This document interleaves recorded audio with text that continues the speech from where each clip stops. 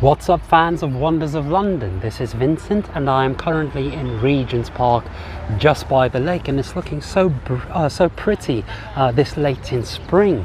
If we look on the grass over there, can you see the white bits? Those are actually daisies in the park, so it is quite lovely to see.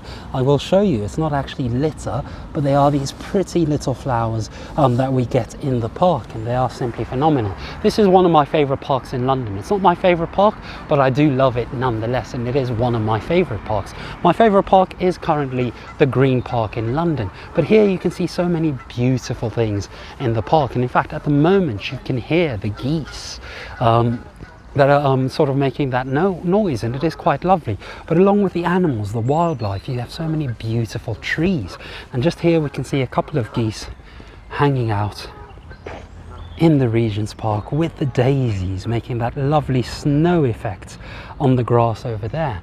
And of course, in a few moments we get to see a bit more of the lake and the wildflowers.